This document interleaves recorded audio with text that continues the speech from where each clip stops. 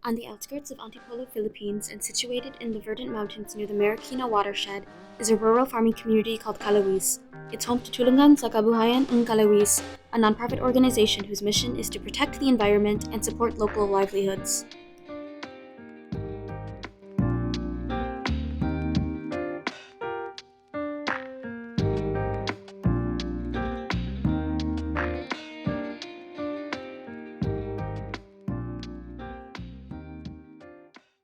Isang makakalikasang araw sa ating lahat. I'm Maribeth Galas, the community organizer of Tulungan sa Kabuhayan ng Kalawis Incorporated. Tulungan sa Kabuhayan ng Kalawis Incorporated was founded March 2011. For the programs, focus of first in the reforestation and environment activities where they started to produce seedlings and of course land preparation, planting and the maintenance and protection activities at the field. And the second program is the livelihood and enterprise development, where as part of their additional income generating program through the processing of turmeric, salabat, and banana chips. Most of the members participated are women members.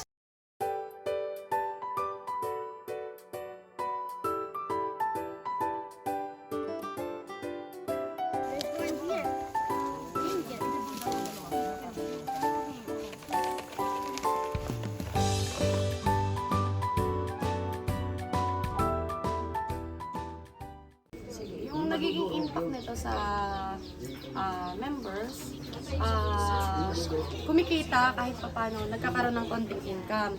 Then yung sa kalusugan naman, nakakatulong ito, lalong-lalo na nung time nang nagkaroon ng COVID.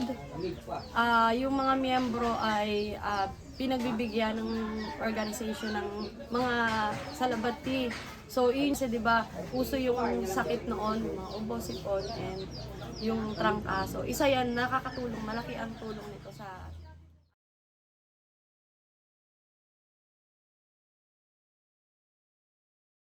So right now we are taking the ginger out of we took the ginger out of the oven and we're checking for which pieces are already crunchy enough to go in the pulverizer, nice and crunchy.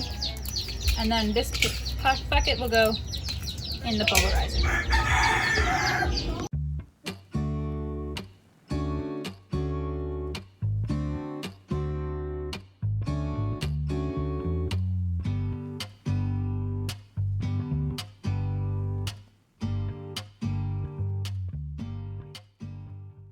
So, kami ma'am, ang goal talaga namin pag pinalad po kami, gusto po namin na magkaroon na muna kami ng FDA, yung BFAD.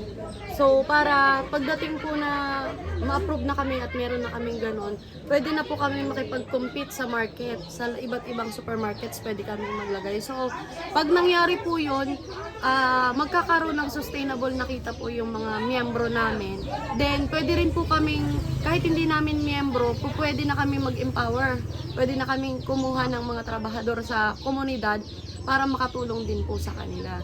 Kaya, ang pinakang goal po talaga namin mas mapalakas pa yung aming produkto para hindi lang po sa miyembro, maging sa sa community po.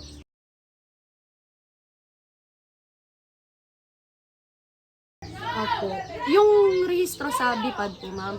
So, ang medyo malaki-laki pa po kasi yung kakailanganin namin dahil yung building, hindi pa po magiging approve. Ang unang-una pong kailangan yung LTO, yung license to operate. Yun po yung una namin bago po kami magpa-test ng produkto sa FDA. Ayun, bago po kami magpa-test ng produkto sa FDA kasi para po malaman kung ano ba yung water content, moisture content ng aming produkto.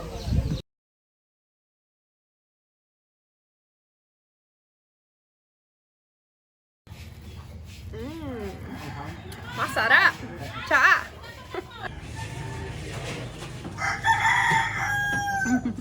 Masarap ang tsaa. Masarap ang tsaa. Sarap ang tsaa. Inumin mo. Ang ganda sa may ubo. Masarap ang tsaa. Sabihin mo. Sarap ang tsaa. Wow, ang sarap ng tsaa. Masarap ang tsaa.